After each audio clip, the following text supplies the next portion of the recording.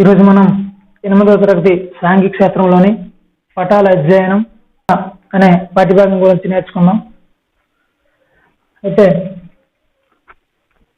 పటాలు తయారు చేసేటప్పుడు శాస్త్రవేత్తలు తాము ముఖ్యమైన భావించే అంశాలు చూపించడానికి పటాలను ఉపయోగిస్తారు. అవి ఉదాహరణకి వర్షపాతం, నేలల రకాలు, జనాభా మొదలైన అంశాలు ఏదైనా సరే పటాల రూపంలో మనకు తెలియజేస్తారు. అయితే వివిధ కాలాల్లో పటాలు అంటే మొదటి నుంచి ఇప్పటి వరకు ఎవరు ఏ విధమైనటువంటి పటాలు తయారు చేశారో మనం చూద్దాం ఒకసారి. మొదటగా ఇప్పటికీ మనకి అందుబాటులో గల పటాలు 4000 సంవత్సరాల క్రితం నాటివి. వాటిని తయారు చేసింది సుమేరియన్లు, అంటే ప్రస్తుత ఇరాక్ దేశానికి సంబంధించింది.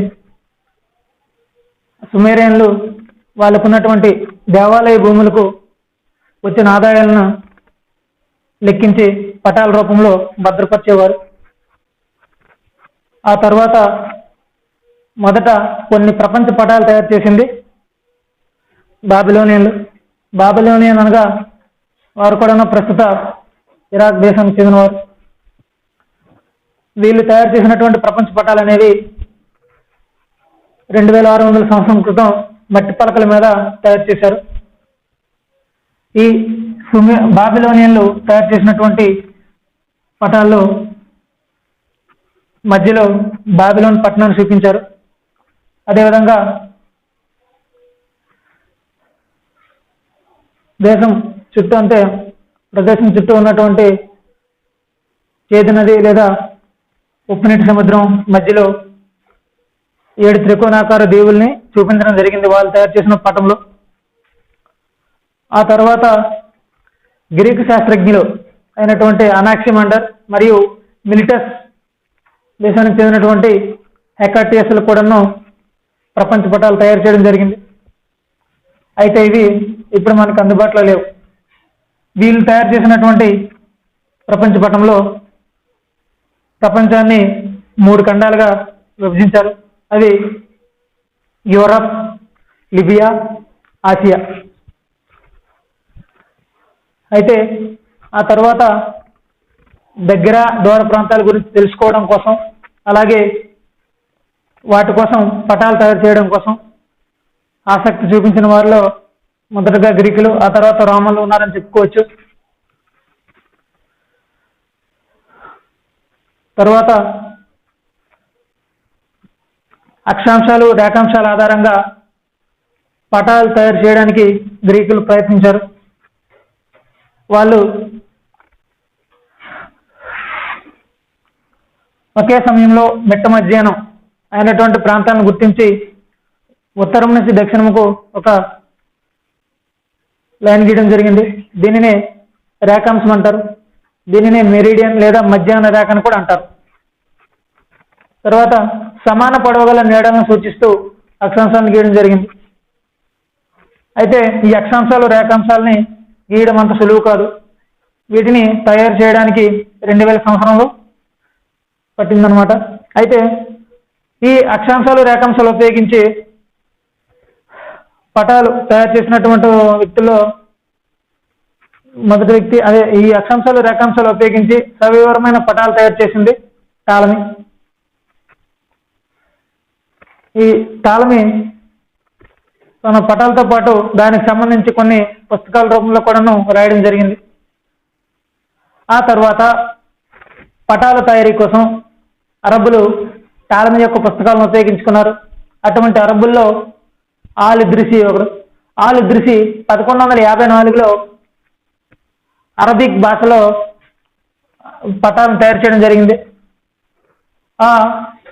తాను తయారు చేసినటువంటి పటాలని యురేషియా ఖండాన్ని పూర్తిగాను, అలాగే ఆఫ్రికా ఉత్తర భాగాన్ని చూపించడం జరిగింది. అందులో ఆగ్నేయాసియా కానీ ఆఫ్రికా యొక్క దక్షిణ భాగాన్ని కానీ చూపించలేదు. అదేవిధంగా తాను తయారు చేసిన పటంలో దక్షిణాన్ని పటం యొక్క పై భాగంలోనూ, ఉత్తరాన్ని కింది భాగంలోనూ చూపించడం జరిగింది. ఆ తర్వాత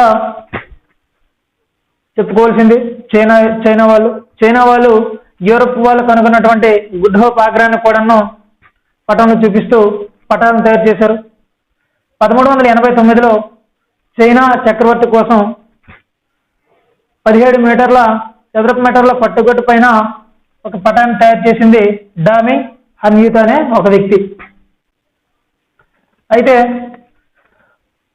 టాలమీ పుస్తకాలు అందుబాటులో లేకముందు బైబిల్ యొక్క మతభావాల ఆధారంగా కొన్ని ప్రపంచ పటాలు తయారు చేయడం జరిగింది. ఆ బైబిల్ ఆధారంగా తయారు చేసినటువంటి పటాల్లో ప్రపంచాన్ని 3 ఖండాలుగా చూపించారు.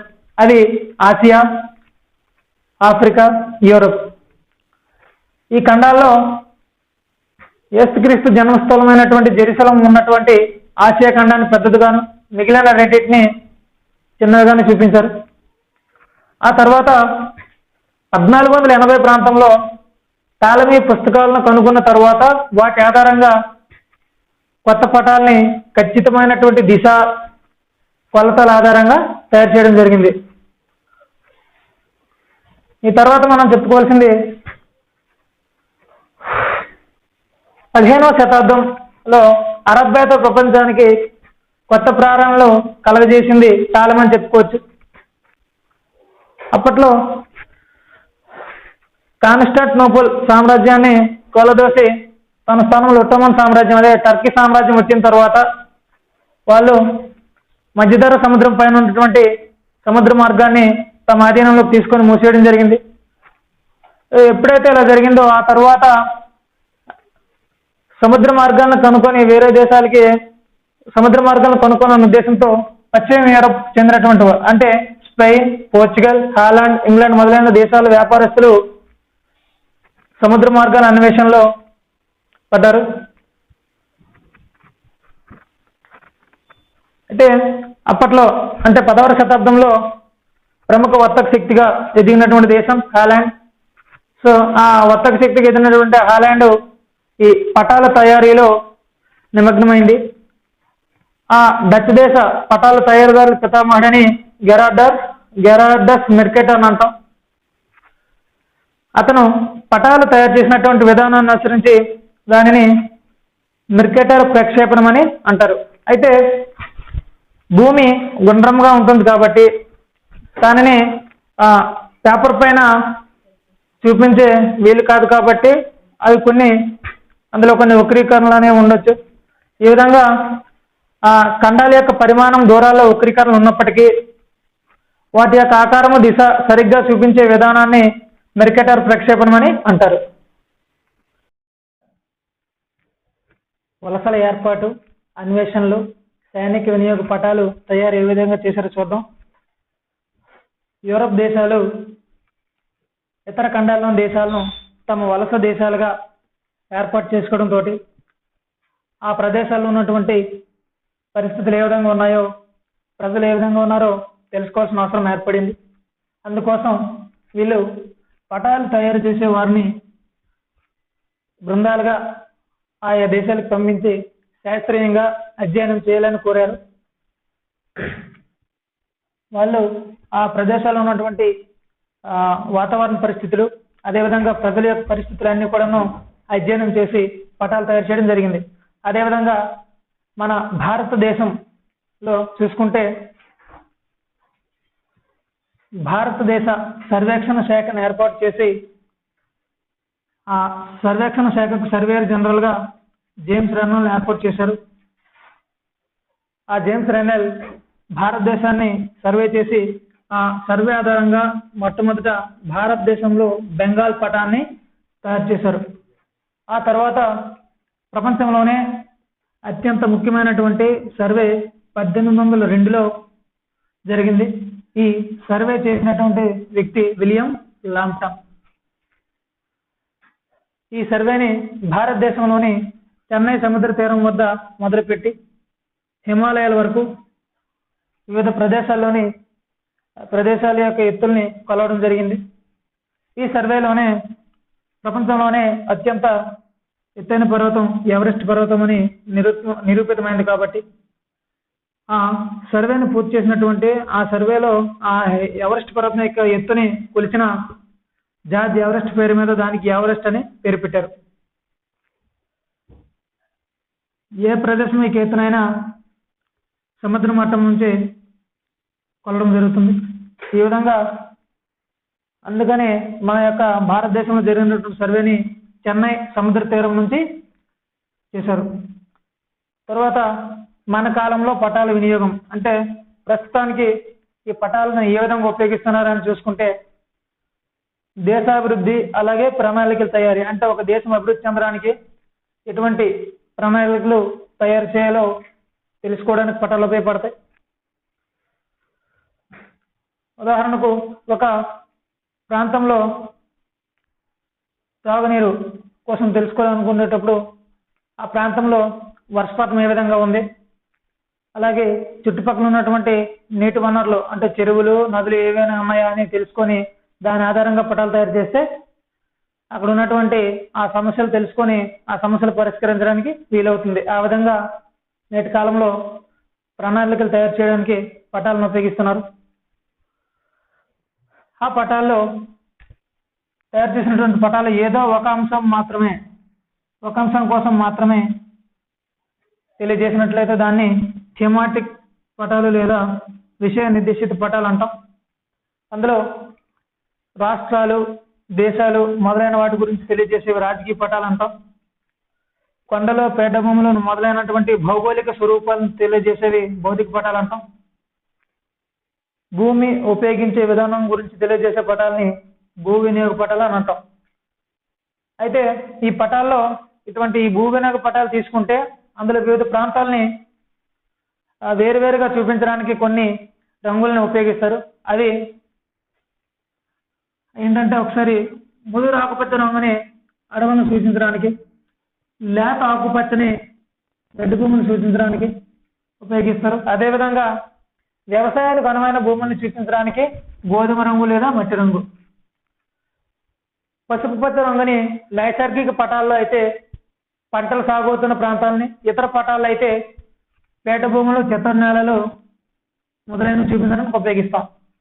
ముదురు ఊదా రంగుని పర్వతాలు సూచించడానికి, లేత ఊదాని గుట్టను సూచించడానికి ఉపయోగిస్తాం. ఇక్కడ పర్వతాలు గుట్టలు అంటే ఇప్పుడు ఏదైనా ఒక పర్వతం 700 మీటర్ల కంటే తక్కువ ఎత్తులు ఉంటే దాన్ని కొండలు లేదా గుట్టలు అంటాం. 700 మీటర్ల కంటే ఎక్కువ ఉంటే దాన్ని పర్వతం అని అంటారు. అదేవిధంగా లేత ఎరుపు రంగుని బంజరు భూములు అంటే వ్యవసాయం చేయడానికి వీలు లేనటువంటి భూముల్ని బంజరు భూములు అంటాం. వాటిని సూచించడానికి ఉపయోగించే రంగు లేత ఎరుపు. అదేవిధంగా చెరువులు నదులు మొదలైనటువంటి నీటి వనరులు చూపించడానికి లేత నీలం, సముద్రాలను సూచించడానికి ముదురు నీలం వాడతారు. అదేవిధంగా ఖనిజాలు లభ్యమయ్యే ప్రాంతాలను తెలియజేయడానికి తెలుపు, అలాగే ఒక ప్రాంతం యొక్క సరిహద్దులను తెలియజేయడానికి నలుపు రంగుని ఉపయోగిస్తారు. ఈ విధంగా ఆ ప్రాంతాలని వేరువేరుగా చూపించడానికి పటాల్లో రంగులను ఉపయోగించడం జరుగుతుంది. అదేవిధంగా కొన్ని ప్రాంతాలు అంటే పటంలో ఇప్పుడు ఒక ఇల్లు లేదా ఏదైనా ఒక ఆఫీస్ లాంటివి చూపించడానికి కొన్ని సంకేతాలు బొమ్మల రూపంలో పటాల్లో ఉంటాయి. ఆ విధంగా భారత సర్వేక్షణ శాఖ ద్వారా జారీ చేయబడి ఆ భారత సర్వేక్షణ శాఖ జారీ చేయబడినటువంటి రంగుల్ని మనము సంకేతాలను మనం టోపోషీట్లు అంటాం. తర్వాత మనం తెలుసుకోవాల్సింది కాంటూర్ రేఖలు. ఇప్పుడు ఒక ప్రదేశంలో ఉన్నటువంటి ఎత్తు పల్లాలని పటంలో చూపించడం కుదరదు కాబట్టి అటువంటి ఎత్తు పొలాలు అంటే కొండలు పీఠభూములు మొదలైనటువంటి విషయాలను సూచించడానికి ఉపయోగించే సంకేతం కాంటూర్ రేఖలు. అంటే భూమిపైనటువంటి ఎత్తు పొలాలను చూపించడానికి కాంటూర్ రేఖలు ఉపయోగిస్తాం. వీటినే ఐసోలైన్స్ అని కూడా అంటారు. సముద్ర మట్టం నుంచి ఒకే ఎత్తులో ఉన్నటువంటి ప్రదేశాలను కలిపేవి కాంటూర్ రేఖలు. ఈ కాంటూర్ రేఖల మధ్య దూరము ఎక్కువగా ఉంటే తక్కువ వాలు, కాంటూర్ రేఖలు దగ్గరగా ఉంటే చాలా తీవ్రమైనటువంటి వాలు ఉందని అర్థం. కాంటూర్ రేఖలు సమాన దూరాలు ఉంటే ఆ ప్రదేశాలు వాళ్ళు కూడాను ఆ సమాన దూరంలో ఉన్నాయని తెలుసుకోవచ్చు. తర్వాత పటాల యొక్క సంకలనాన్ని అట్లాస్ అంటారు. ఈ అట్లాస్లో పటాలని ఒక క్రమ పద్ధతిలో ఒకదాని తర్వాత ఒకటి ఇవ్వడం జరుగుతుంది.